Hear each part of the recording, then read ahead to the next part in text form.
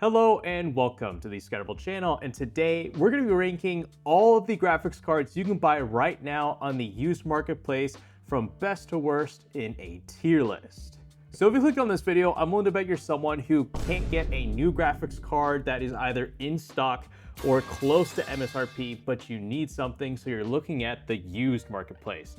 And the good news for you is that I've spent the last 12 hours looking through data, benchmarks, the latest pricing available on different used marketplaces, and putting together this whole tier list. And I'm gonna go ahead and sort out a bunch of different graphics cards from S tier going all the way to F tier in this video just for you guys. So with that said, if you're looking for a used marketplace to buy graphics cards like these, then look no further than Jawa.gg. They are a marketplace by gamers for all different types of PC components you can find in a PC build, especially including graphics cards.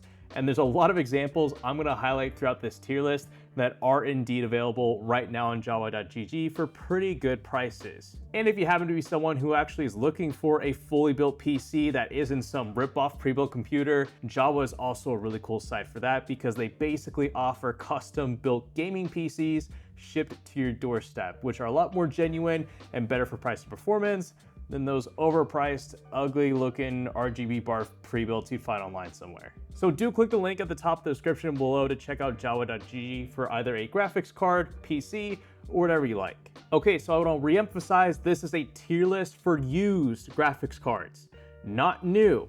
What does that mean? You're not going to see any of the latest RTX 5000 or Radeon RX 9000 or Intel Arc B series graphics cards showing up in this tier list because they just came out. Not a lot of them are on the used marketplace, and we're going to need to see at least a year on how prices for those on sites like Jawa and eBay develop over time. The second thing I want to mention is the main grading criteria for this tier list is mostly going to revolve around value. That's the one thing I'm probably going to put the most, because the whole reason why you look for a used graphics card in the first place is to get something that is a great bang for your buck, better than buying something new. But that said, I'm still going to look into the different hardware and features available in all of these graphics cards and seeing which ones stack up the best versus the rest. That especially applies to NVIDIA, because as you'll see, their generations of graphics cards definitely change when it comes to their feature set, and some features are actually gatekept to certain generations over others. We'll get into that in the tier list, obviously. So all of that is to say, I highly recommend you stick and watch through the tier list and don't just skip to the end, because if you do, you're probably gonna get really confused with how I ranked all of these graphics cards. And I really suggest you see how the tier list evolves, see where I place certain graphics cards, so you can get the best understanding as to why I placed certain graphics cards where, based on their used marketplace values. So with all that said, we are just about ready to get started, but one quick disclaimer I do wanna note is that as of recording this video, which is on April 18th, used graphics card prices for RTX 4000 and Radeon RX 7000 are horrifically overpriced. And if you were to even go back to like January and December, you could see that prices for those generations of graphics cards were a lot more realistic. But right now, if you were to check as of publishing this video, people are selling their old like RX 7800 XTs for above what they paid for brand new, and same applies for pretty much all NVIDIA RTX 4000 GPUs. At the moment, a lot of people are capitalizing on the huge demand and low supply of graphics cards right now in the marketplace because all of the latest RTX 5000 and RX 9000 GPUs haven't quite hit the market from AMD and NVIDIA. So we're kind of in a graphics card shortage right now, and people are capitalizing on that on sites like eBay especially. So we're gonna look at pricing from January and December for all RTX 4000 and RX 9000 Radeon GPUs, just so we can get the best estimate as to what they'll end up being, say 6 months from now, when the used marketplace eventually returns back to normal and hopefully new graphics cards stock and supply is replenished and not making the used marketplace a bit of a hellscape for those two generations. Or sorry, those two brands of graphics cards. And lastly, this is gonna be mostly for the US market, because all the eBay and Jawa prices I'm gonna be referencing throughout this video are from the United States. So pricing could vary wildly depending on your region. I know in certain countries like India, there are a lot more NVIDIA graphics cards that are sold at lower prices versus Radeon. So in the used marketplace, I wouldn't be surprised if NVIDIA makes more sense than AMD versus like here in the United States. But again, keep that in mind as you're watching the tier list. But nonetheless, there are certain things you can distinguish between these graphics cards. That's more than just pricing. It's also their hardware and features, like I said earlier. So let's get started with the tier list. And I want to mention that all the graphics cards I'll be talking about in this tier list will be linked in the description down below. I'll be including only the good ones throughout this tier list, but if you want to again check out any of these, check out jawa.gg or any of the affiliate links I have in the description for whatever used graphics card catches your mind as you're watching the tier list. So we're going to start from oldest and work our way up to the newest, starting with AMD with their RX 500 series GPUs, their Polaris GPUs. These came out, I think, in 2017, 2018, making them almost 7 years old. And the unfortunate thing with a lot of these, which goes for the RX 570, 580, 570, 580, 8 and 4 gigs, including the 2 Vega GPUs, is that driver updates for them have been really scarce. They've been put at end of support as far as their driver support goes. And while they can still run certain modern games fine, there are situations where I'm finding the RX 580, which should beat the GTX 1060 right here any day of the week, actually falling behind in certain titles like Marvel Rivals that came out after this graphics card's last driver update in October of 2024. So these old RX GPUs are definitely showing their age, but one thing is certain, you don't want to get one with 4 gigabytes of VRAM, which I have placed these in E tier. We're starting off strong, E tier. Now for the 8 gig versions, they still definitely hold up in 2025. Just again, keep in mind that their driver updates will, I don't know when the next one's coming, but could be a problem. If you're not playing the latest AAA titles, that's not gonna be a deal breaker. And at the end of the day, these RX 580 and 570 GPUs are so damn cheap. Like, $60 for the 580 and less for the 570. So even if there are potential driver holdups, they're so cheap, it's not too much of a risk to get them. But still, I'm gonna go ahead and put these at D tier because on the other side of the pond here from NVIDIA, they're actually still supplying constant driver updates for their GTX 10,000 series GPUs. Sorry, 1000 series GPUs, which is actually pretty cool for them. As for the RX 590, this one's kind of weird because the 590 is just a really hot graphics card. It didn't really do that much more than the 580 here. It was just a hot mess from what I recall. And prices for it, because it wasn't sold in as much quantity as the 580 here, means prices for this are a little bit higher on the used marketplace. I'm gonna put the 590 in E tier above the 4 gig 580 and 570. Oh, but the Vega 56 and 64, these are such a shame. If you look on the used marketplace, these are actually really excellent for the price. I think the 64 goes for $100 used and the 56 goes for about $85 used. In terms of their relative performance, if we check the GPU hierarchy chart right here and we go over here to 1440p, the Vega 56 and 64 technically hold up for under $100. I mean, the 64 is trading close with the 5600 XT and the 2060, but more impressively, the 64 is still faster than an RTX 3050, which I know quite a few of you watching this could at least be somewhat familiar with. Just again, what holds these back are drivers. We don't know when the latest drivers for these Vega GPUs are gonna come out, so there's a bit of uncertainty on that front. Although again, they're really cheap, so they aren't gonna get a really low ranking. I'm thinking I'm gonna throw these below the 2 RX 500 GPUs just because there's so many 580s and so many 570s out there. You can get one of those for a super cheap price, unlike the Vega GPUs. Oh, the Radeon VII. Well, this was an interesting graphics card because it came with 16 gigabytes of HBM2 memory. So not the standard like GDDR6 or GDDR5 at the time, which made this really excellent for GPU mining, but not excellent at all for gaming because it's still pretty much lost to NVIDIA. And if you look at prices for the Radeon 7, I checked, I think they're about $230 used on eBay, which is no, because spoiler alert, for the price of a used Radeon 7, I would rather get a used 2080 Super or even like a used 6650 XT, where like right there.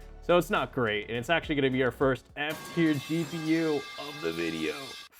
I know, I know. Now let's go ahead and move to Team Green, covering their GTX 1000 series, starting with the 1060 3GB, which, yep, you should absolutely not get. You should not get a graphics card that is below 6GB of VRAM in 2025.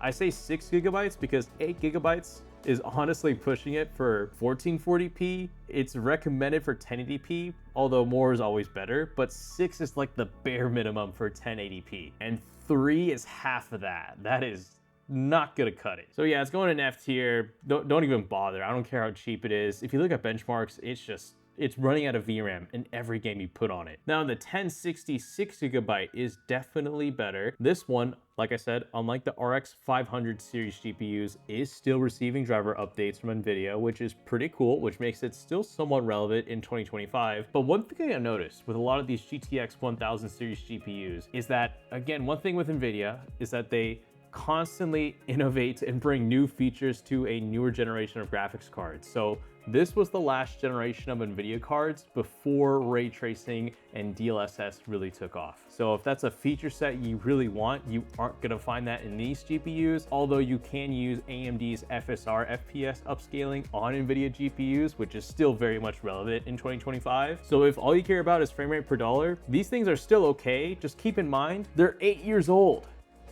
That's very, very old. So it is a good thing these old 1060 6GB, I think, are going for like, what, $60? Yeah.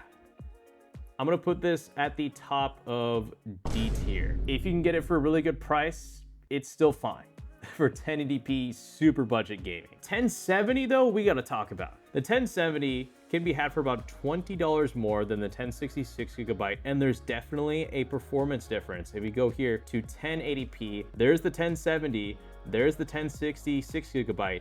I would gladly pay the extra $20 to get that 1070. Another thing to note, the 1070 here is technically or probably on par with the 1660 Super. However, the 1660 Super is a little bit more expensive than the 1070, and yet the 1070 comes with 8GB of GDDR5X VRAM, I think. So the 1070 is a bit of a sleeper GPU. It's actually pretty good if you can get it for below $100, like around 80. So spoiler alert, this is actually going up in B tier.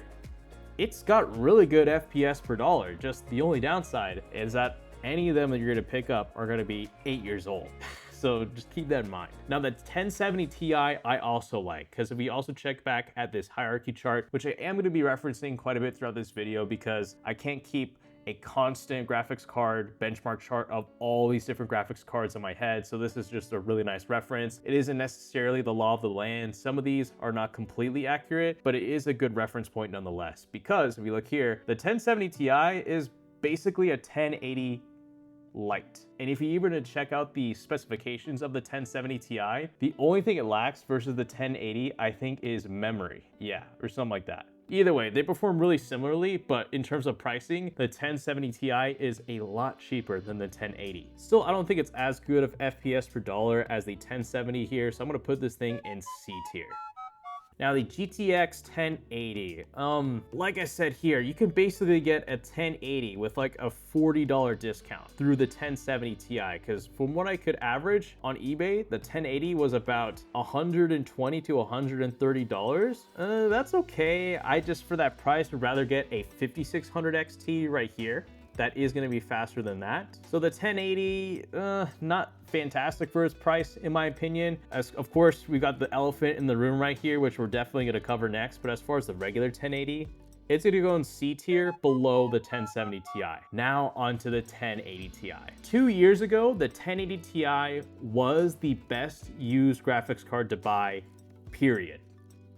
But now in 2025, not so much anymore. I unfortunately am obligated to show you current 1080 Ti asking prices on eBay. $175, $169, $200. Okay, this one for $160 is fine. $180, $161, buy it now at 200. So 2 years ago, the 1080 Ti was genuinely a steal for about $160 or so. But I've been slowly seeing it creep up in price. So as a result, it is gonna go a little bit down in the rankings because I think it's more of a cat's out of the bag situation. People now know how good the 1080 Ti is on the used marketplace and how well it's held up over time, because it really is like the magnum opus from NVIDIA pretty much. So it has gone up in price a bit, but it's still pretty good. If you care about frame rate per dollar and you don't care much about ray tracing or using DLSS, this is still gonna be really good for 1080p gaming, but not as good as a few other GPUs, which puts it in B tier, actually below the 1070. Now we go back to AMD and I can finally pull out some of these really dusty boxes that I've been waiting to show so far in the tier list video. So we've got the RX 5500 XT. This comes in 2 flavors, a 4GB and 8GB. Spoiler alert, avoid the 4GB. Like I said, we are getting no graphics cards below 6GB of VRAM in this video for you guys. Stay away from them at all costs. But the 8GB is not too bad, but there's definitely some better options out there. I'll go ahead and spoil this right now with the 8GB, but I liked this graphics card back in the day because it had 8GB of VRAM, but I think it also had a 128-bit memory bus, so that 8GB of VRAM really couldn't be truly effective. And funny enough, that's the same memory set as what you'll find on the recently released 5060 Ti 8GB. So 6 years later, NVIDIA is still using some cheap ass memory on their mid-tier graphics cards that have existed for so long already. Okay, sure, that's GDDR7, but the memory bus is still the same, and so is the capacity. Anyways, 5500 XT 8GB, not too shabby. I think this goes, oh man, there are a lot of graphics cards on here. This one is going, should it, yeah, B tier. I knew it, B tier. Oh, but is it? No, it's not, no, it's gonna be below the 1080 Ti, no way, no way. 5600 XT, this one's a sleeper pick. So the really infamous thing about the 5600 XT is that it basically beat the RTX 2060 right here all the time, but people still bought the 2060, which is just goofy. So the 5600 XT can be had for about, if we check right here, 125 bucks. And this, I think, is for 1080p gaming at $125. This is very reasonable. You are going to be playing any AAA games, really maxing out the graphical settings, because again, this has only 6GB of VRAM, but it still has really excellent performance per dollar nonetheless. And a lot of people sleep on the 5600 XT because they completely forget about this and go right to either the 5700 or 5700 XT, which we'll cover soon. But this is going to go in B tier, I think. Oh, it's going to the tippity top of B tier. All right. Oh, but now the big two, the big kahunas. We knew it was coming. Oh yeah. Here's my 5600 XT box. Totally forgot to show you. Here it is though. Radeon RX 5700. Let's get started. So there's not a lot of RX 5700s on the used marketplace. There are a lot more 5700 XTs. A lot of people bought the XT over the non-XT. What that means is that there's only about a $10 difference between the 5700 and the 5700 XT. And if I had an extra $10 to spend, I clearly get the XT. That still doesn't mean though that the 5700 is a bad GPU. Comes with 8GB of VRAM with a 256-bit memory bus. But the one thing that's really holding back both of these graphics cards is the lack of mesh shaders, which I should say actually as a whole, every single graphics card we've covered up until this point lacks mesh shaders. And there are certain AAA PC games coming out right now in 2025, like Wake 2? Sorry if I mispronounced the game, but also Monster Hunter Wilds that utilize mesh shaders, and graphics cards that don't have them suffer a pretty severe penalty in terms of performance. So all these graphics cards are fine for any PC game that have released from 2023 and below, but for anything new going forward that requires mesh shaders, you could be on some uneven ground. So that said, the 5700, it's actually going to the top of B tier. It's still a 5700. It's still really good. Although for an extra 10 bucks more, let's see, where is this one gonna end up? Oh yeah, A tier. Yeah, I mean, It's got the most performance per dollar below 200 bucks. It just lacks mesh shaders. That is the only downside. If you are wanting to play an upcoming AAA PC game, I heard they're remaking Oblivion. If that thing requires mesh shaders, this is not gonna run it super well. But if all you care is just esports games and you just want the most FPS per dollar, this is gonna be it. Ooh, and now we go back to Team Green. Oh man, do I have the box? No, okay. Funny story, a viewer bought this from me because I just said how bad it was and they're like, can I just buy it from you? And I'm like, yeah, sure, take it from me. Here's the GTX 1630. We could summarize this GPU with one screenshot right here. It is sunken below, oh. You are competing with the RX 560. And when you compete with the RX 560, you suck. Yeah, the 1630 was a big slap when it came out in like 2021. Just, yeah, bottom of F tier. Just, wait, never mind. The 1063 gig still works. It's got 3 gigs of VRAM. At least the 1630 had 4. Okay, the 1650. So these 1650 and 1650 Supers, they weren't that bad for the time. Well, the original 1650 was, but their main caveats is that both of them come with 4 gigabytes of VRAM. This is a problem because for 1080p gaming, low key, you need 8. And 6 is pushing it. So unfortunately, the 1650 also just did not have enough horsepower for its time. It's getting beat by the 580 for less. This one is going at the bottom of E tier, and as for the 1650 Super, in terms of pricing, what I noticed is that there's actually about a $15 difference between the 1650 Super and the 1650. That still doesn't make up for the fact that it has 4 gigabytes of VRAM, although it is a decently faster GPU. There is a little bit of a gap right here. Still not fantastic though. Still has 4 gigabytes of VRAM. And for 75 bucks, I'd rather pick up like a 1070 or like a 5500 XT 8 gigabyte right here. So 1650 Super is gonna get a better ranking from me, but where does it exactly go? It's going above the 5500 XT 4 gigabyte, as technically the 1650 Super does beat this graphics card. GTX 1660. Okay, the 1660 series was actually not too bad from NVIDIA. I think they were the last real good budget series of graphics cards from NVIDIA, because after that, the 60 series just went down a hole. So the 1660 is pretty fair. I like the 1660 Super a lot better for not that much more, because I think in terms of pricing, there's about, yeah, a $10 difference between the 1660 and the 1660 Super. I'm taking the Super any day of the week because there is a bit of a, let's see right here, yeah. 1660 Super, it's a little bit faster. For only 10 bucks more, I'd take that. This is going in C tier below the 1080, I think. Yep, that's right. But now 1660 Super. Let me explain. For under $100, this is technically, okay, under $100, I think the GTX 1070 might have the most FPS per dollar. But the 1660 Super comes in second place, and it is a fair bit newer. It came out in 2019 versus 2017. Although it does come with 6 gigabytes of VRAM, which isn't as attractive as the 8 on the 1070. But still, if you look at terms of raw performance, the 1070, it's just like a smidge faster than the 1660 Super, so really both of these could go either way. I have this thing in A tier because you can find the occasional 1660 Super for a really good price here and there. But overall, it was NVIDIA's last really good budget GPU. I remember when it first came out in 2019 for I think an MSRP of $240, and it beat AMD in terms of FPS per dollar at MSRP, which quickly didn't become the norm anymore with RTX 3000 and so on and so forth, but 1660 Super still holds up, only for 1080p gaming though.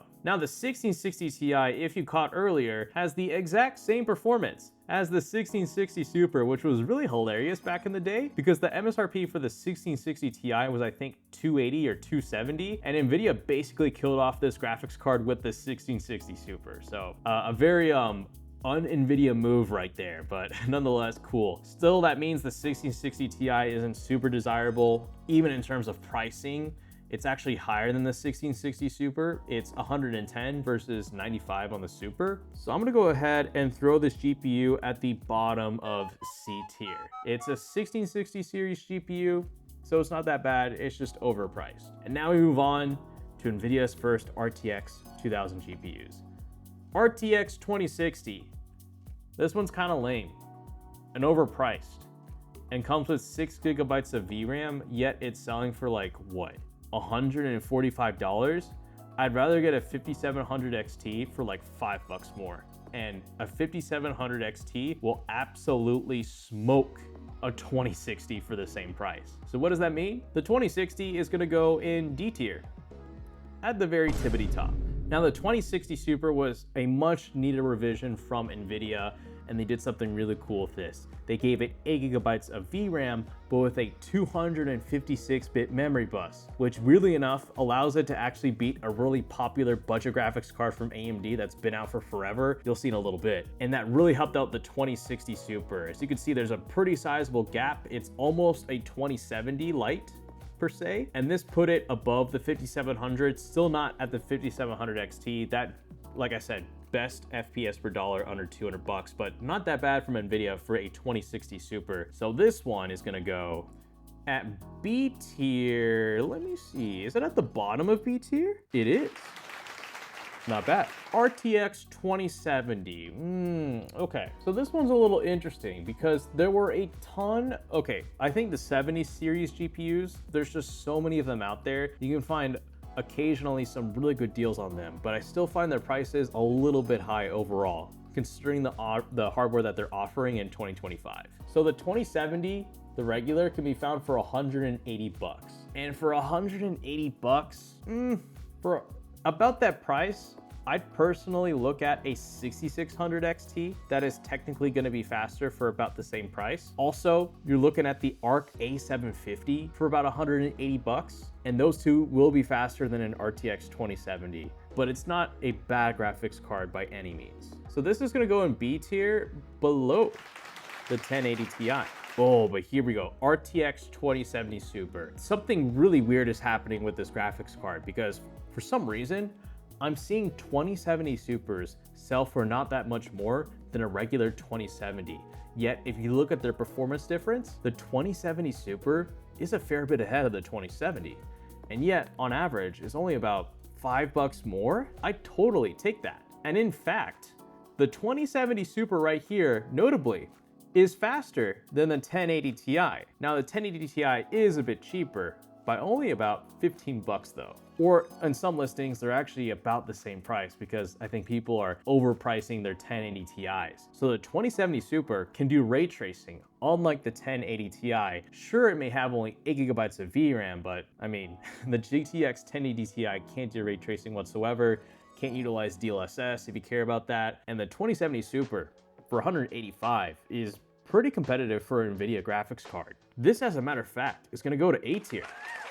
You'll see why. It's a really good all-around NVIDIA graphics card for below $200. Now, the RTX 2080 follows a similar projection as the 2070 Super. If you check at this chart right here, it's not too far off the 2080 Super. And yet, in terms of pricing, the regular 2080 is like $200 and the 2080 Super is like $220, which also means it's only about $15 more than the 2070 Super. So it's also not that bad if you just had a little bit more cash to spend on an NVIDIA graphics card and you just wanted a little more oomph.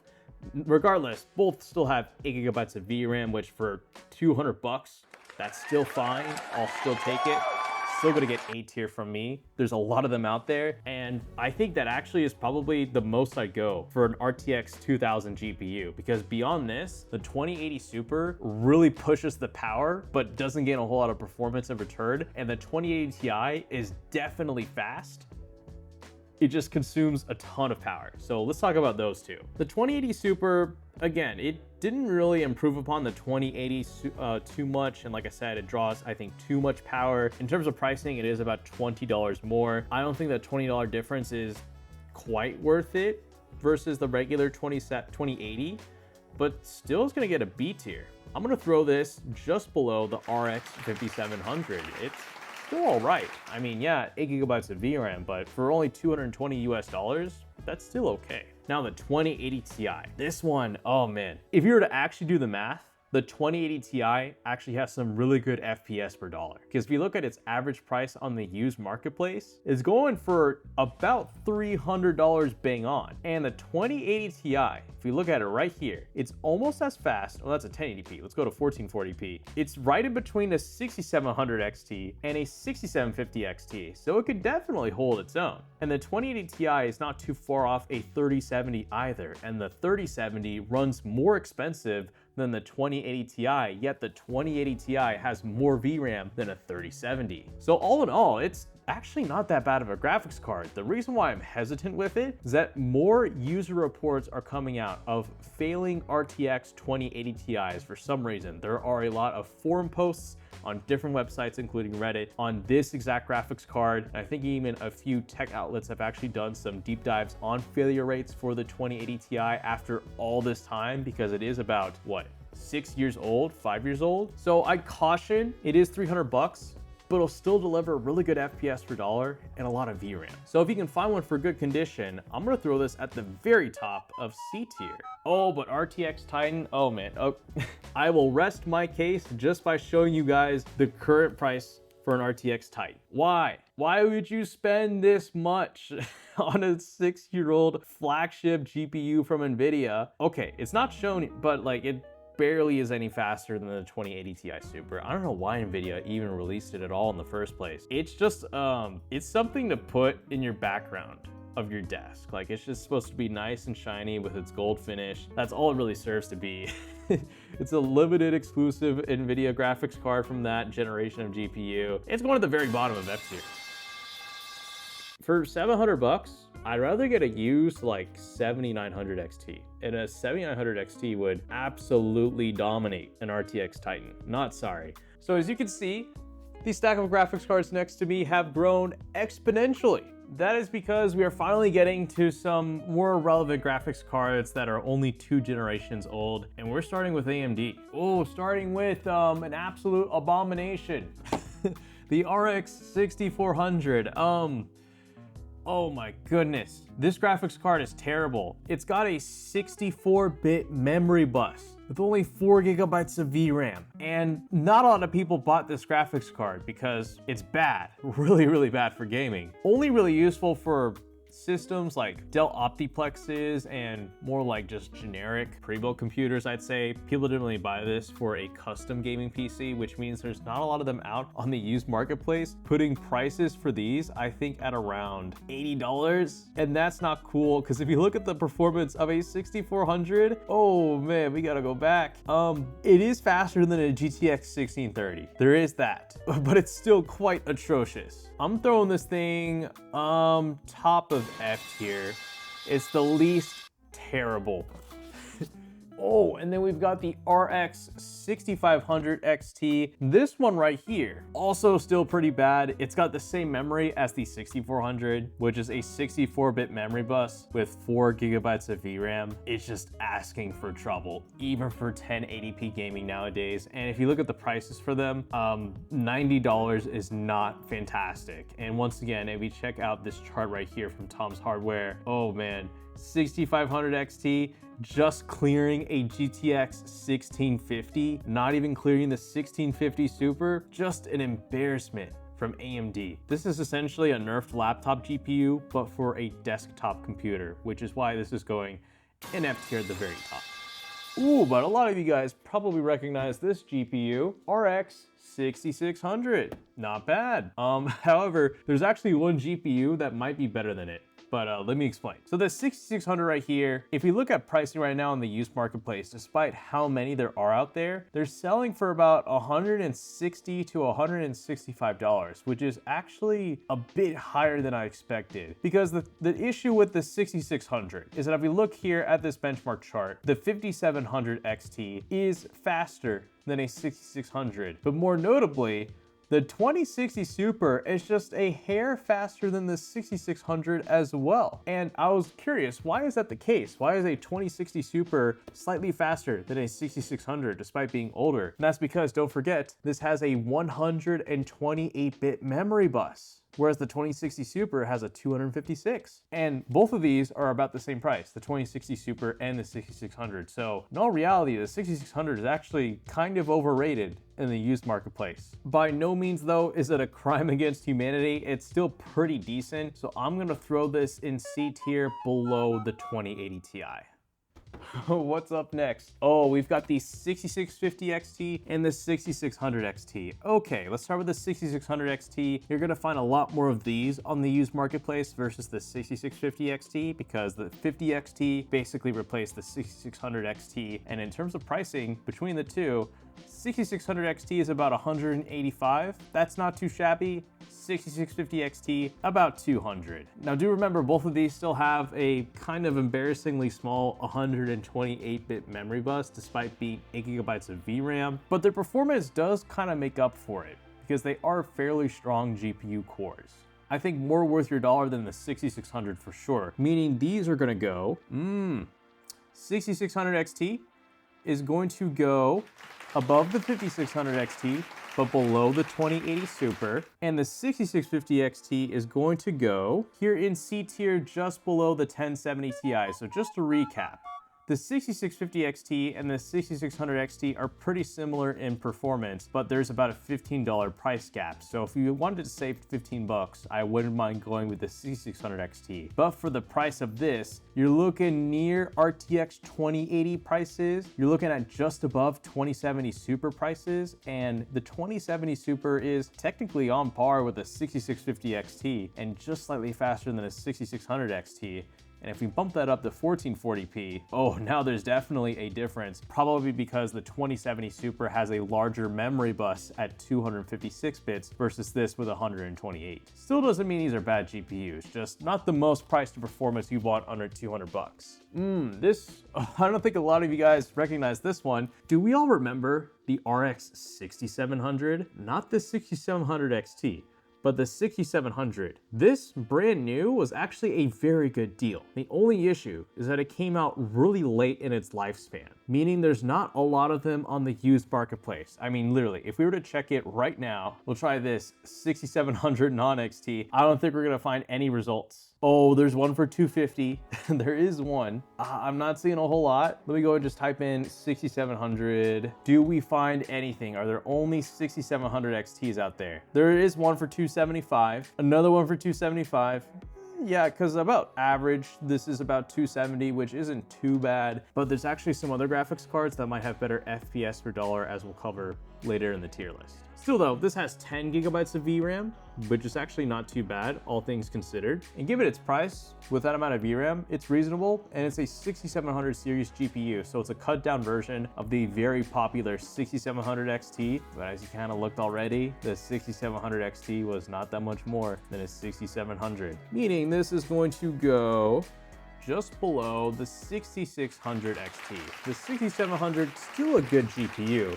It's just a hair bit overpriced, but its performance is still very much there. You knew it was coming. I knew it was coming too. The RX 6700 XT. Let's see. Let me guess. I think this might have been the best selling RX 6000 GPU from AMD. Reason being, they kept making this GPU. What made this graphics card actually kind of infamous for the day was that it intentionally, I think, tanked sales of some newer RX 7000 GPUs when they initially launched, because AMD just kept on making this graphics card, which is just, This thing, for its time, offered the most hardware for the money at about 300 bucks brand new. And if you were to check prices for this used, yes, they're about $300 right now, but back in January and December when people weren't overselling their used graphics cards, you could have picked these up for like $260, $250 even. And that is ridiculously good. Because once again, if we check out the benchmark chart right here from Tom's Hardware, a rough guideline, 6700 XT is chilling right here. It's well above the 2080 Super, which is about $220. It is above the 3060 Ti, which we'll be covering soon, about the same price as well. And it could almost touch a 3070, yet the 3070 is about $50 to $60 more expensive than the 6700 XT. But all in all, the biggest selling point for this graphics card was that it came with, let's see on the box, 12 gigabytes of VRAM. Need I say more? This was the 1440p gaming value option of 2022, 2023, in 2024, and on the used marketplace, it translates into just being a very good graphics card deal for that same resolution even after all this time. It's aged very, very well, and there's a ton of them on the used marketplace. You can still find quite a bit of them at a really good price. Therefore, none other than our first S tier of the video, the RX 6700 XT. But now the 6750 XT. Once again, AMD made this to replace the 6700 XT, but unlike the relationship between the 6650 XT and the 6600 XT, AMD didn't discontinue the 6700 XT. They kept making them alongside this, making the 6750 XT about $50 to $30 more expensive than the 6700 XT. Now, brand new, I would have spent an extra 30 bucks to get one of these over the 6750 XT, but going on the used marketplace, just as we were covering the 6700 XT at below 300 bucks, you're finding 6750 XTs for above 300 bucks, and there's about a $50 US difference between the two. So while this GPU core is still really, really good for its money, just like the 6700 XT, it's not as good. It also runs a little bit hotter than I like. Really? Why did I put it here? I don't know, I might, no, okay. So I put this thing in C tier, but I had it a little bit lower than I liked. I think I'm gonna throw it below the 2080 Ti. Let me do a sanity check. 6750 XT, faster than the 2080 Ti, yet in terms of pricing, the 2080 Ti is about 300 bucks. 6750 XT is about 320-ish. It's about $20 more expensive, but the 6750 XT probably gonna last a little bit longer than the 2080 Ti. I think that's fine. I'll keep it right there. Oh man, but the W's do not stop for AMD. 6800. I really like this graphics card. The biggest selling point is it's essentially a 6700 XT, but with 16 gigabytes of VRAM. So once again, it offers really excellent hardware for the money. I said it could technically do 4K gaming on a budget, but I think that's stretching it just a little bit, because again, it has a 256-bit memory bus, could be a little bit faster, but for 1440p gaming, this is a complete lock-in. It's gonna have no issues at that resolution. But I think more impressive is its pricing. The RX 6800, last I checked, is going for about $370 on the used marketplace. So only about $30 to $40 more than the 6750 XT, depending on prices for these, and I'd totally pay the additional money to get this with more VRAM. And I think what's even more impressive is that in terms of thermal performance, this is either the same or a little bit cooler than the 6750 XT. So it runs better and it might run a little bit cooler. So I like that. Therefore, I'm actually gonna throw this thing, let's see, yep, I'm doing it, very top of A tier. Oh, come on. There we go, get in there. For $370, really good buy, but its bigger brother might be an even better buy. We have got the RX 6800 XT. This one, okay, the 6800 is like a natural bodybuilder. The 6800 XT is that natural bodybuilder when they take juice for the first time. This thing has a ridiculously high TDP. It definitely gets hot, but boy does it translate into performance. Look at that gap between the 6800 and the 6800 XT. And in terms of average price, like I just said, you're paying about $370 for the 6800, but for the XT, you're only paying about $40 to at most $50 more. You can find quite a few of these at $400, which is incredibly reasonable. And that performance jump you get from the 6800 to the XT is very real. This puts it in a lot of games faster than the 3080, which is another popular option for a used graphics card, which I'll be covering soon. But the 3080 can be had for a little bit more than the 6800 XT, yet they're definitely trading blows. And I'd argue at higher resolutions, this graphics card might be slightly better equipped because, again, 16 gigabytes of VRAM. Just the only thing I worry about is who had this previously, because I would make sure whoever had a 6800 XT previously was properly feeding this monster with fresh, clean airflow, because like I said, this is a hot boy.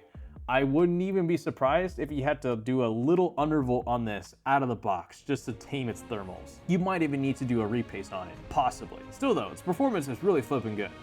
I'm throwing it at the top of S tier because it belongs to be there. The hardware, the performance, the price, all excellent for about 420 bucks to even 400 bucks used. Oh man, well, we're not done yet.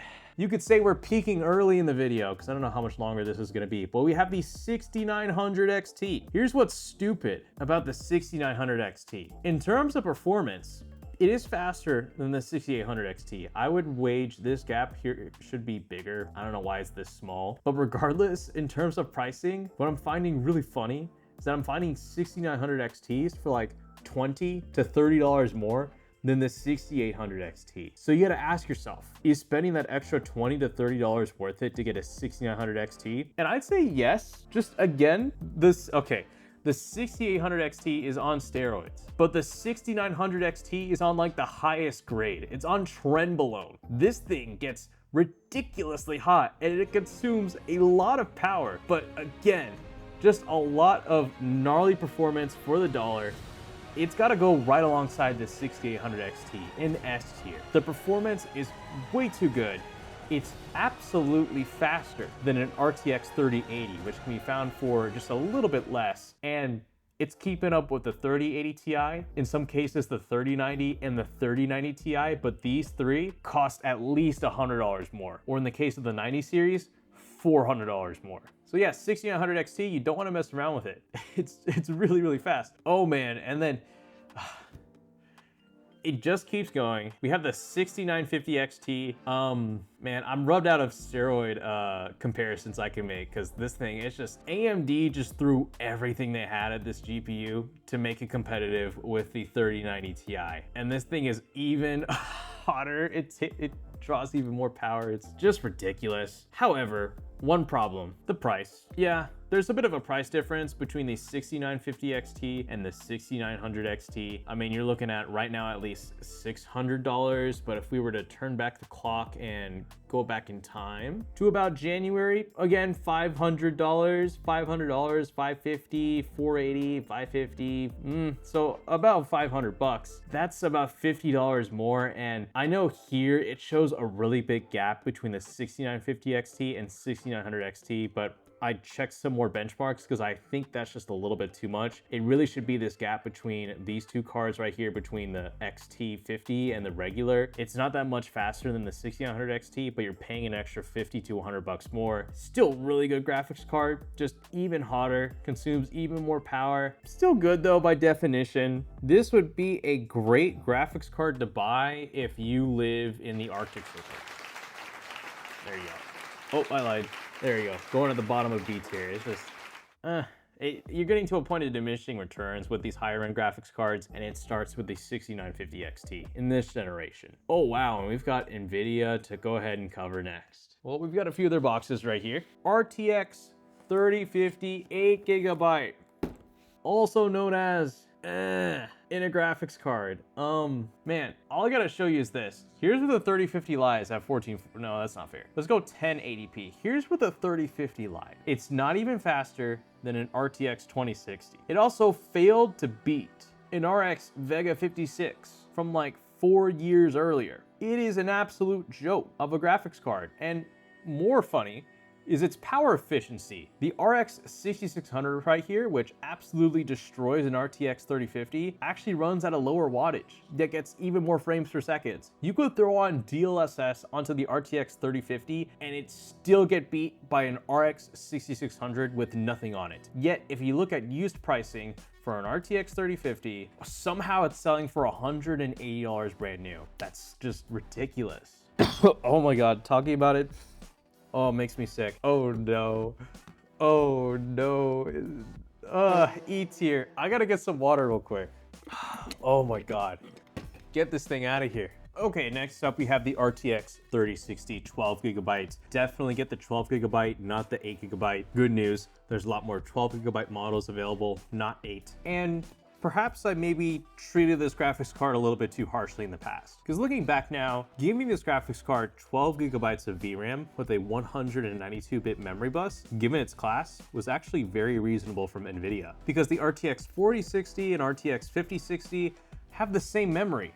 That's worse than this, 8 gigabytes with a 128-bit memory bus. That's just pitiful. So I gotta give props to the 3060 for having more VRAM. Some of you may argue that's a good thing. I mean, yeah, it does have a larger memory bus. That's definitely gonna help with that 12 gigs. But the issue has always been that this has just always been a slow graphics card compared to others in its price range. It's not fast enough to fully saturate the 12 gigabytes of VRAM that it has available to its disposal, or at its disposal, not to its disposal. And here's the weird thing, on the used marketplace, they're going for like $250. Like, no, no, that's overpriced. It's a shame, man. This thing should really be selling for like 200 bucks used. I'd be one of the happiest guys in the world recommending the RTX 3060 every day of the week if it could be sold for 200 used. But no, it's still going for 250 used. And I mean, it would make sense because 6 months ago, this was selling brand new still in 2024 for $300 brand new. That's just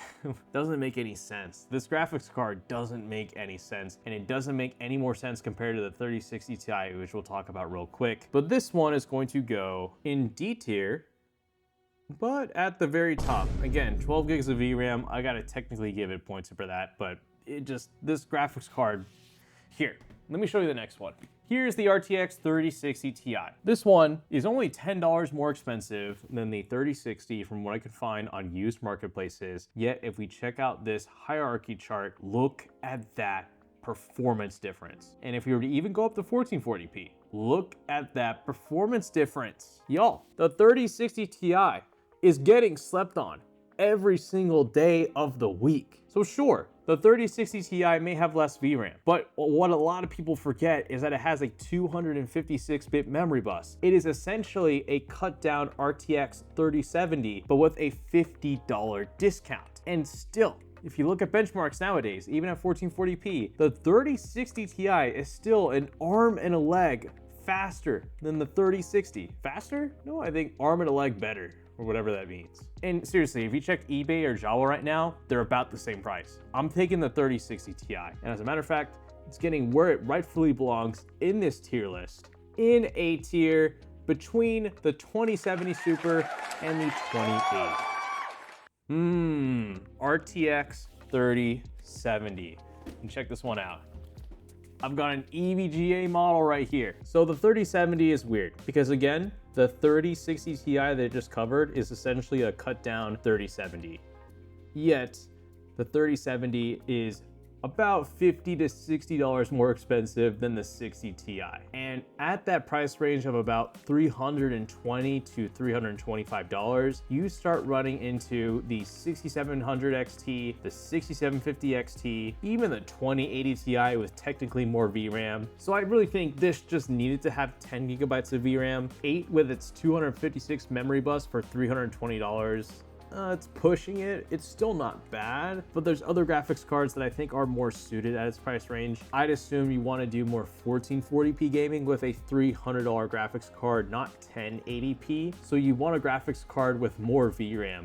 Like I said, a 6700 XT or even a 6750 XT, which this admittedly is also a bit overpriced, but at least it comes with more VRAM. So I'm gonna throw this in C tier, probably below the 6650 XT, but above the 1080. The 3070 it has too little VRAM at its price point. But as far as the 3070 Ti goes, it's a bit of an upset. The 3070 Ti was not that much faster than a 3070, yet if you look on the used marketplace, it's about $60 more expensive. For some reason, the 3070 Ti, even going back to January, just likes to be a little bit more expensive, but it still has 8 gigabytes of VRAM. And at that point, it's even more offensive in terms of price, given that small VRAM buffer that it has. The 3070 Ti I would firmly stay away from because for its price, you could get the 6800 with double the memory.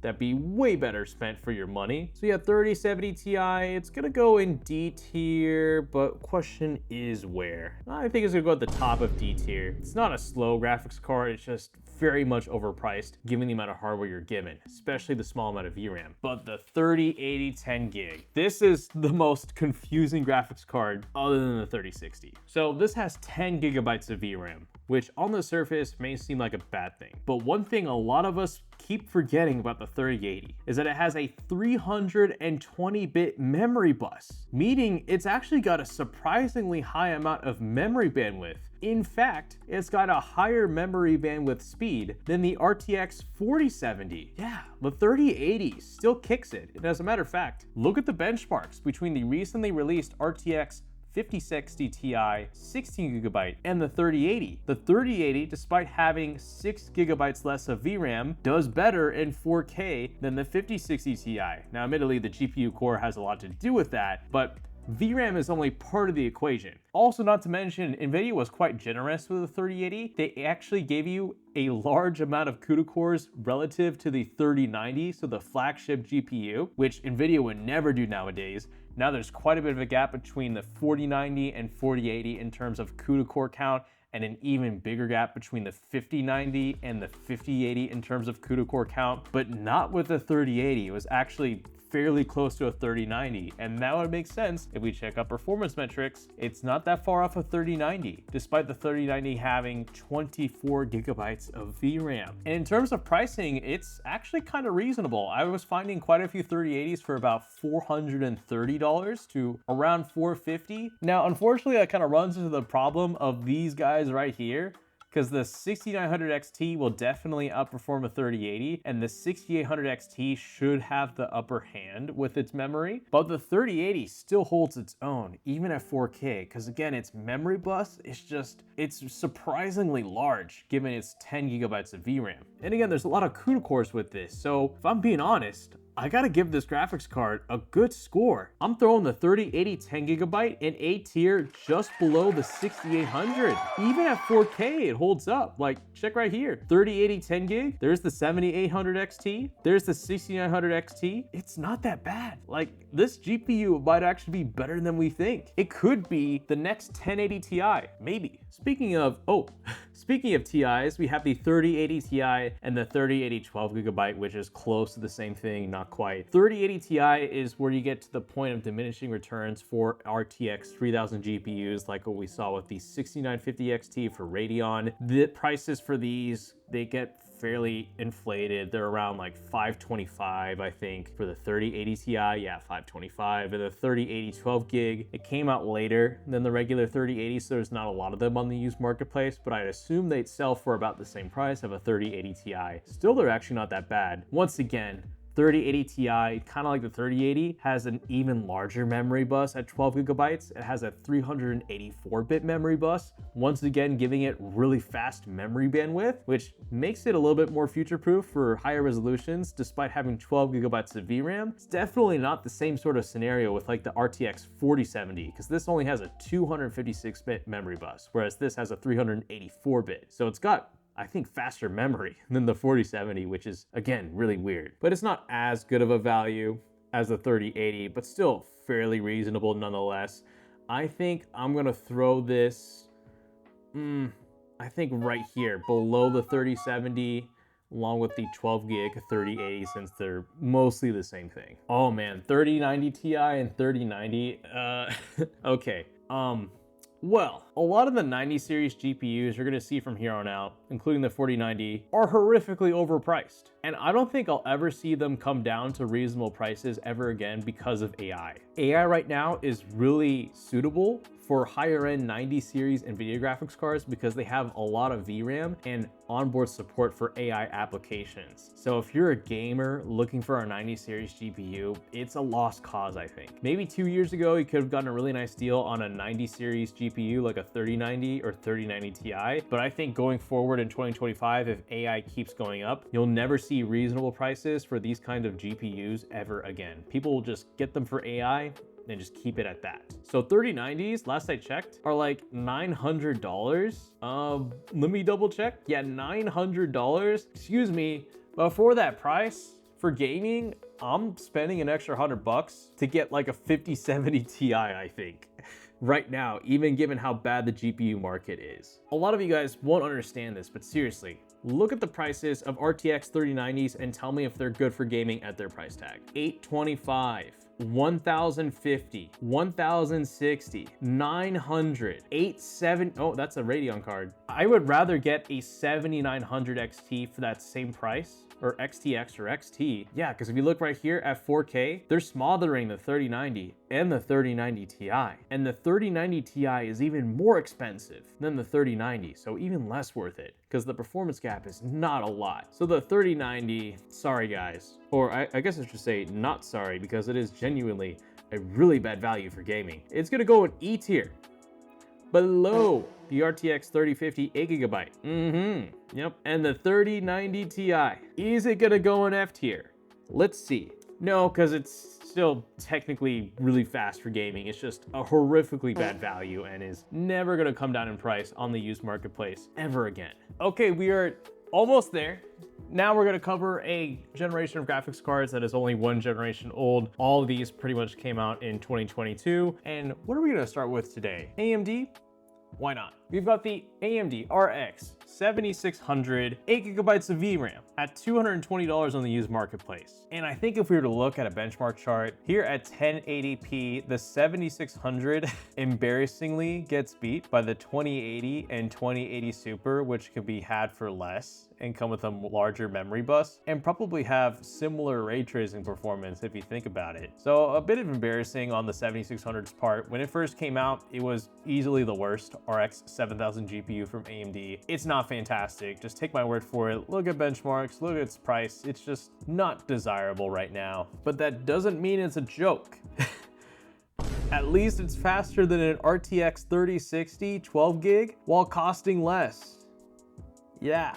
And what do we have next? The RX 7600 XT, 16 gigabytes. 16 gigabytes may seem better, but it still has the small 128-bit memory bus. So really, it's not like you're gonna be playing 1440p at crazy high memory texture settings and you'll be fine with this graphics card. It still has a small memory bus, so it's gonna have slower memory speeds. But at least you won't have any frame time drops on certain games. So that's the security you get with 16 gigabytes on this kind of graphics card versus the 7600, just having 8 more gigs to play around with, but still the small 120-bit memory bus. And in terms of pricing, you can find it for about $300 used, but for $300, I'm taking the 6700 XT. It's gonna beat this, even with 12 gigabytes of memory at 1440p. But it is still by and large a better graphics card than the 7600. So I'm gonna put this thing, I think, in C tier below the 1660 Ti. Yeah, that sounds about right. Now the 7700 XT. This one's awkward as well because on the used marketplace, it's going for about $380, $390. But once again, why would you consider this when you can get the RX 6800 for a little bit less? And it'll come with even more VRAM. So the 7700 XT, not great, not terrible, pricing's okay. So it's gonna get a mid rating from me of C tier, and we're gonna throw this thing in between the 3070 and the 6650 XT. Oh,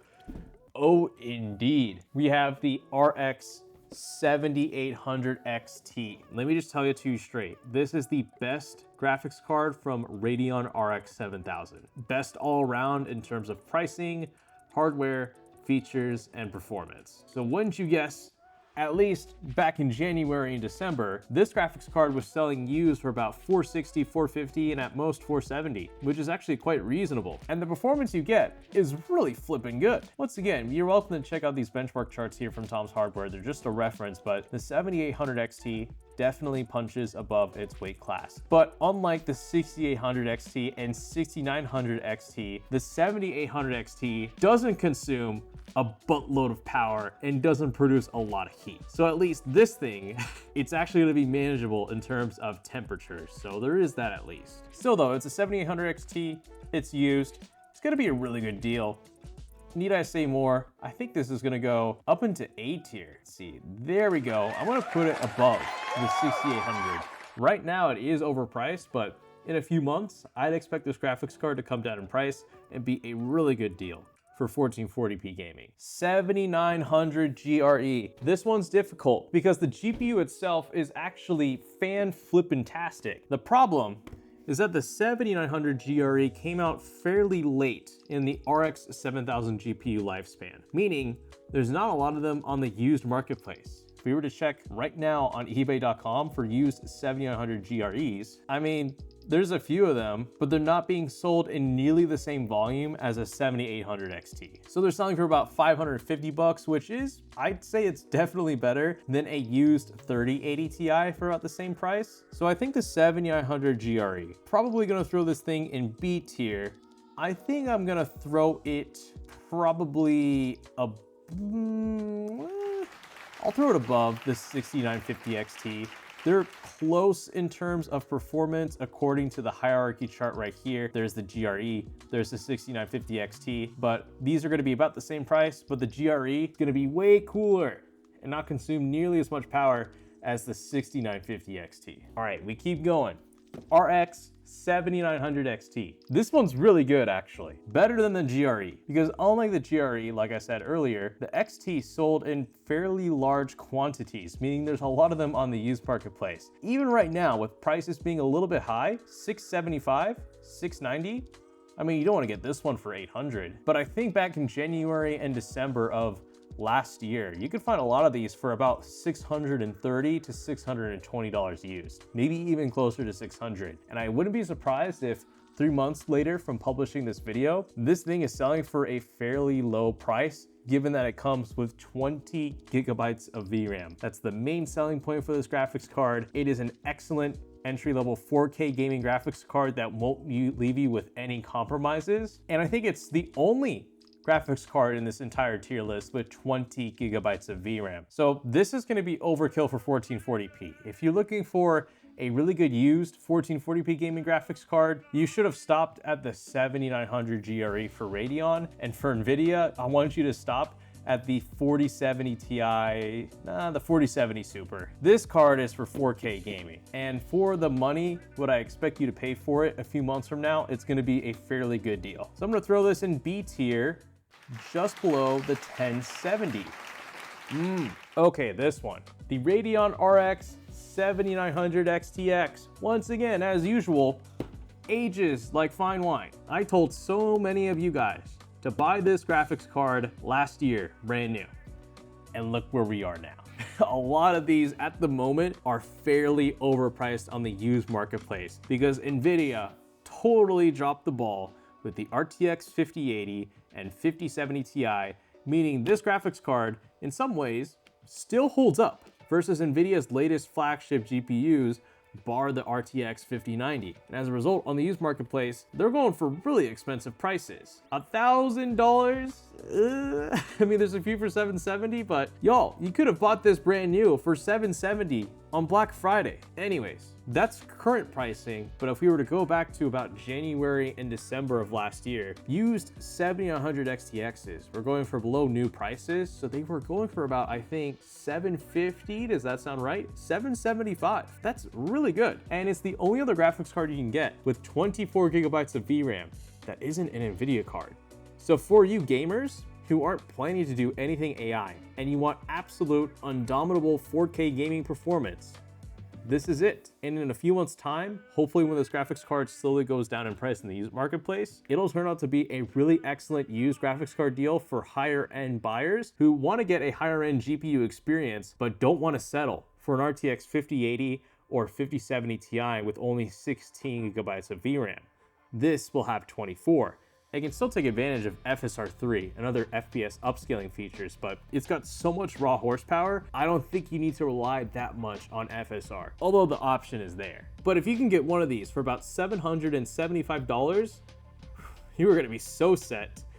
I mean, like literally, what's the point of buying a new graphics card from NVIDIA or even AMD? Even the 9070 XT isn't faster than the 7900 XTX. And yet this comes with more VRAM, and I think it's gonna be a little bit more better suited for 4K gaming. And I'd say in terms of temperatures and wattage, it's not gonna be as egregious as the 6950 XT. It's gonna be a little bit more measured. Still gonna be quite the beast, but I think more practical considering it's only one generation old instead of two. Whew. And now we're moving back to NVIDIA. we have the RTX 4060 right here.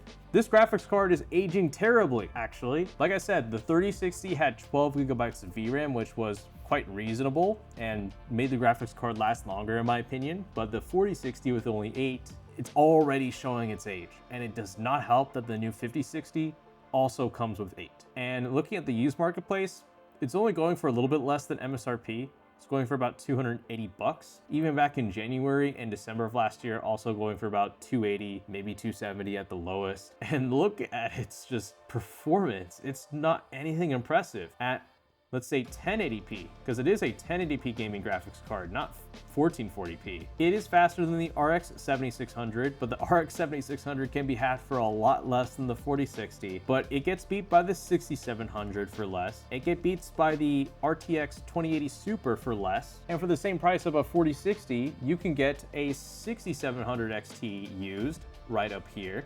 Even the 3060 Ti is going to be clear of a 4060. Although it is the cheapest NVIDIA graphics card that can utilize DLSS 3.0 if you want to use that frame gen technology, you need additional VRAM to do ray tracing and frame generation. And there's just not enough with the 4060, and the performance is not there.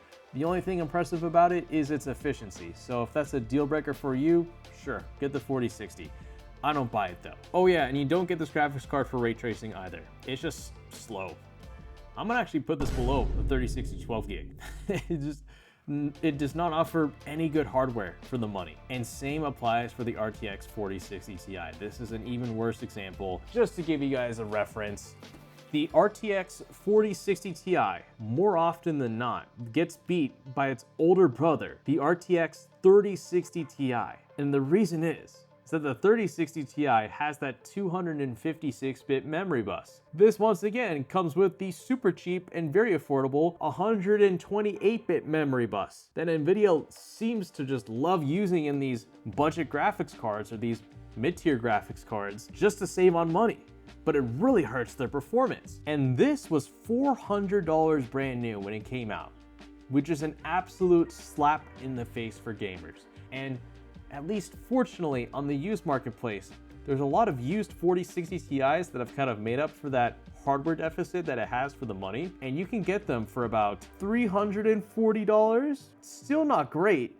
It's still gonna get slapped by a 3070 for the same price. It's still gonna get slapped by a 6750 XT for the same price, and a few other graphics cards as well. Just like the 4060, just extremely lackluster hardware for the money, even worse, debatably, than the 4060. So guess what? This thing is going where it belongs. We're throwing this thing in E tier below the RX 500 series GPUs. It's ridiculously, why would you want to spend over 300 bucks on this? Just no. Now you do have the 16 gig model, which in all fairness, it does alleviate some of the problems with the 8 gigabyte model, especially when it comes to consistent frame times, because the 8 gig with that little amount of VRAM definitely caused some frame drops in its 1% lows, which weren't present in the 16 gigabyte version, but it's still slow. And people definitely put emphasis on the 16 gig more so over the 8 gig. So on the used marketplace, there is a fairly stark difference in price. The 4060 Ti 16 gigabyte can be had for $400 used. So that's a $60 price difference between the 8 gig and the 16 gig. And that still isn't worth it. For $400, you can miss me with this. I'm getting the 6800 XT all day, any day of the week. But a 4060 Ti 16 gig, nuh-uh. Still though, I'm probably gonna throw this in E tier, just below. Yeah, just below the 3050. The RTX 4070 is a bit better though. A lot of people bought this graphics card, so that means there are gonna be quite a few of them on the used marketplace, which increases your odds of finding a really low priced 4070, but its performance is just a little bit underwhelming. But on the used marketplace, you can find them for about $500. That's okay. Just, I personally get a 7800 XT for less. Heck, even a 6900 XT will absolutely clear an RTX 4070. Okay, maybe not absolutely clear, but it should be faster. Although, what the 4070 does have going for it, and a lot of these other 40 series GPUs, is power efficiency. So this thing will not be breathing fire, unlike that 6900 XT. It's not terrible, but not great. So it's gonna get a mid rating from me. I'm gonna throw this in C tier. I'm gonna put it, yeah. I think above the original 3070 makes sense. More VRAM is nice, but again, slightly underwhelming in terms of performance. Price is okay, so yeah, C tier. RTX 4070 Super. I like this graphics card, and on the used marketplace, I think it makes a little bit more sense. If you can find some of these for well below $600, it's gonna be a great 1440p gaming graphics card, and probably my favorite budget ray tracing graphics card, although you'd want more VRAM for ray tracing. And certainly, I think a better buy than the RTX 4070 Ti, which I'll cover in a little bit. So if you can find a 4070 Super for below $600, you're getting a GPU that is definitely a step above the 4070. Let's go to 1440p. Yep. Look at that difference. And it's not too far off the 4070 Ti either, yet the 4070 Ti costs a fair bit more. So if I had to put the 4070 Super where it belongs, we're gonna throw this thing in C tier, just above the 7700 XT. Again, I think it's a bit slightly overpriced. Also comes with 12 gigabytes of VRAM, not nearly as good as these cards here with 16 for less, but still not a terrible graphics card, just overpriced. Unlike the 4070 Ti, which is very much overpriced, and the biggest cardinal sin of the 4070 Ti, if we actually check the box right here, is that this graphics card comes with 12 gigabytes of VRAM, and this is selling on the used marketplace for $700. This might just be the most expensive used graphics card on this list with 12 gigabytes of VRAM. That is a humongous red flag. Because again, you can get the same memory in this, well, not the same, but similar memory in this to the S tier 6700 XT. Both have 12 gigabytes of GDDR6, although that has 6x VRAM, but this costs significantly less. And the 4070 Ti really gets held back by the amount of VRAM that it has, which fortunately gets fixed in the Super Series card, which I'll talk about soon, but in regards to the regular 4070 Ti, it's very much overpriced with having 12 gigabytes of VRAM, and again, performance is not completely stellar. It's not clear in the field per se. 7800 GRE is definitely breathing down its neck, and I think a used 7800 XT is a way better deal for less than a 4070 Ti. Always has been. I see, makes sense. We're throwing this thing at the very bottom of C tier. Now, 4070 Ti Super, or in my opinion, the most well-rounded RTX 4000 GPU from NVIDIA. Because out of their entire lineup, this had the best price with really good hardware, fairly good performance, and again, 16 gigabytes of VRAM, which is very reasonable. So unlike the 4070 Ti, this has more VRAM. It is a fair bit faster. The more VRAM is definitely appreciated for higher resolution gaming, just to give you a little bit more future proofing and a bit of back room as well for higher memory textures. And if we look at pricing, it is more expensive than the 4070 Ti, but this is a situation where I think I would pay that extra just to have that additional VRAM. These are going used for about $770 to $780. I would like to see the prices of them come down, but this I think is a more reasonable purchase, at least in this generation of RTX cards, than say a used 4080 or even 4090, where prices for those just balloon out of control, whereas it's staying mostly within $800 to $700 with the 4070 Ti Super. And again, check out its performance. It's not too bad. It still gets beat by the 7800 XT, but if you needed an NVIDIA card with more VRAM, this is the most I'd spend. Because beyond this, it just gets ludicrous. So I'm throwing this thing at B tier, because I do think it's still a well-rounded graphics card. There we go. But just very much overpriced still. Okay, okay. RTX 4080. Oh man, I don't know. Like what I was mentioning for the 90 series of NVIDIA GPUs, 80 series from RTX 4000, from what I can see, have not gone down in price in the used marketplace. These were last selling brand new for about $1,000 to $1,100, but the issue was NVIDIA launched this graphics card at $1,200 MSRP, which was way too much. And then they fixed that with the 4080 Super at $1,000, but whenever it launched at MSRP at that price, it immediately jumped back up in price to about 1,100. So I don't think you can really catch this graphics card getting a decent discount at any time soon in the used marketplace, because I think people will continue selling these for about $1,000 on the dot, knowing this was originally a $1,200 graphics card. And yet it still has the same memory as the 4070 Ti Super. And in terms of performance, yeah, it's faster, but you're also paying an additional like $330 or $350. 4080, at least though, is a better deal than the 4080 Super. I'm finding these for a cheaper price than the 4080 Super. So if I had to put this where it belongs, I'm gonna put it at the bottom of C tier. Once again, not necessarily a bad graphics card. It's just really overpriced and doesn't deliver that great of hardware for its price. And the 4080 Super is gonna get nicked as well because it is a bit more expensive on the used marketplace and it doesn't offer that much more additional performance over the 4080. Therefore, I'm gonna put this thing in D tier. Probably, oh, I'm throwing this thing, yeah, I gotta throw it above the 3070 Ti.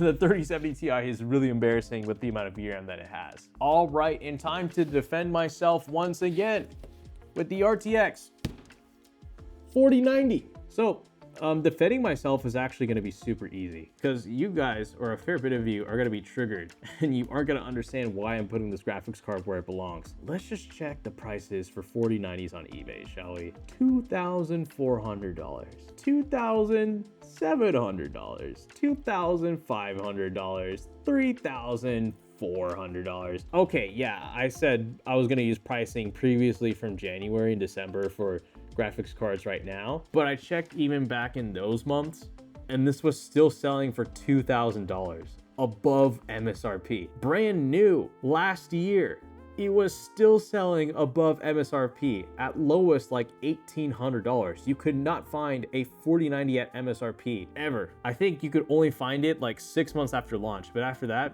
it was never at MSRP ever again. So people are obviously gonna sell it for no more than $2,000. Not no more, no less than $2,000. But I mean, its performance is crazy. Like, look at that. It's, I mean, yeah, in terms of 4K gaming performance, I mean, I would argue the 7100 XT is closer than to the 4090 right here. But guys, if I gave you two options for a graphics card, would you rather spend over $2,000 on an RTX 4090 or under $1,000 for a Radeon RX 7900 XTX? Both can do 4K gaming, both have 24 gigabytes of VRAM, and both are so fast, you don't even need upscaling technology. I would pocket that extra $1,000 I get from the 700 XTX into, actually, the stock market's pretty bad right now. You get an extra $1,000 for free. So where am I gonna put the 4090? Well, let me see. Yeah, I'd agree with this. Definitely get a higher ranking than the 3090, that is for sure, because it is certainly a step up in computational power, but it's going to the bottom of D tier. It's just insanely overpriced, and going forward in 2025, and I think for the rest of time, because of artificial intelligence and LLMs, I don't think we'll ever see a 4090 on the used marketplace, at least online, go for below $2,000 USD. If you bought this thing for MSRP at $1,600 and you decided to sell it, you made a profit because of AI. People are gonna grab these by the dozen for anything AI related just because of the sheer amount of VRAM that they have. Hey, and look at that, we are almost done. Let's go ahead and rank these Intel Arc graphics cards. So the A380 is very bad. Let's look at, not even at 1440p, 1080p.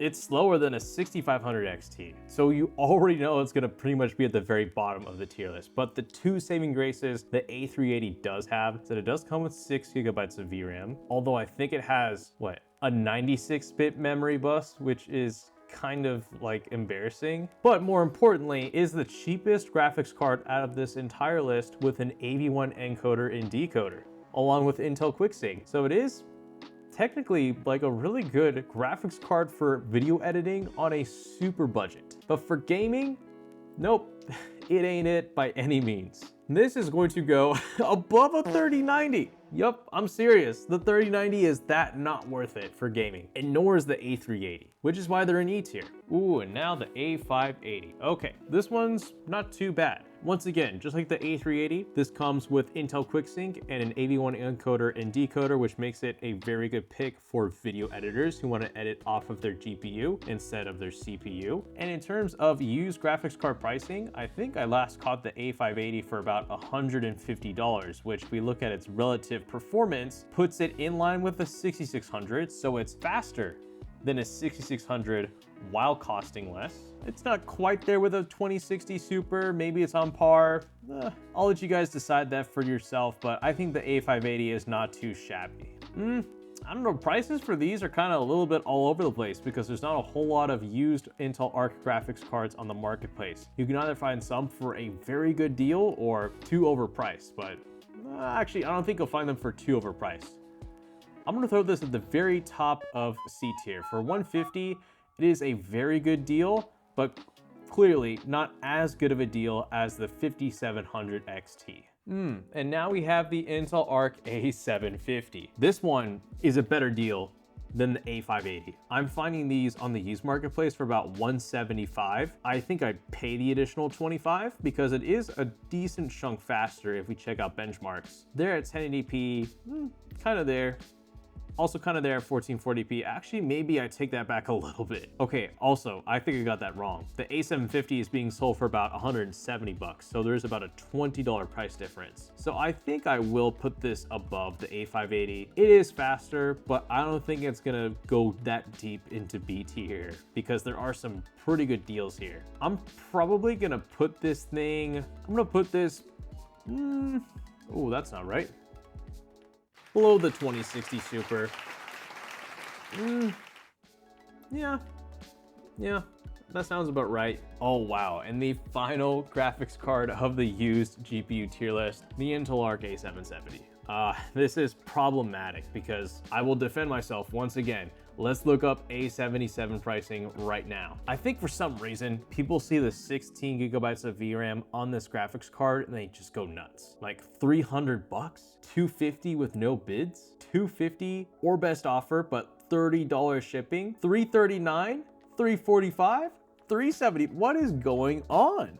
I know this graphics card brand new when it first came out was like, I think $340 or something like that, but it was regularly found for below $300 throughout all of last year, and now people are reselling them on the used marketplace for about the same price. And I wouldn't think people would resell these for profit. If you're selling your old Intel Arc graphics card, you're basically looking for an upgrade. But even back in January and December, this is what I put down for the average price. It was going for about $260 on the used marketplace, which is a lot more favorable than the 300s we just saw now. So $260 for an A770 may seem all right on paper, but even the additional VRAM just does not help it out. It's not any faster than the A750, even at 1440p. If we were to maybe look at 4K, I mean, sure, maybe the gap increases just a little bit, but look, the 7600 XT is faster just because it's a better GPU core. And for $260, where does that also put you in line with?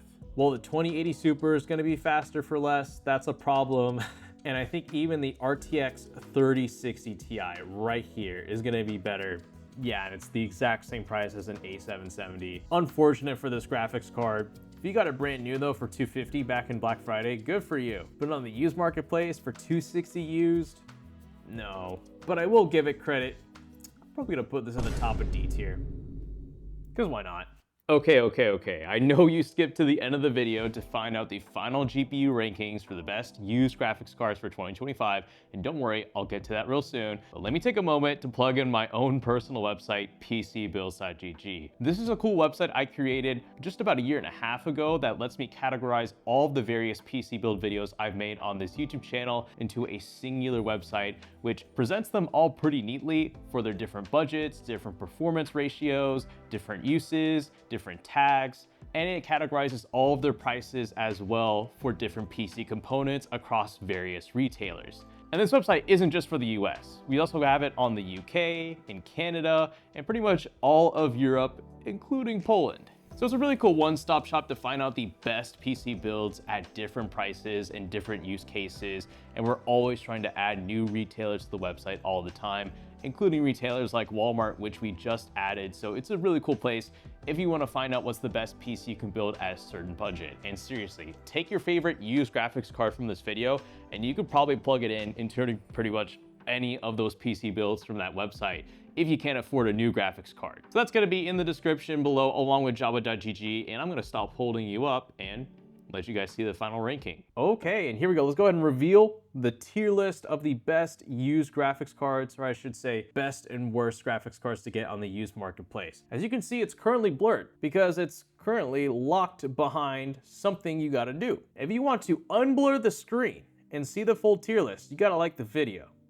That's all I ask. You don't even have to subscribe, because if you watch my videos regularly enough, they'll just naturally pop up in your recommended tab. But please, it is 3:24 a.m. and boy, this has been a long video, so a like would be greatly appreciated. And here we go. Let's go ahead and reveal the, nope.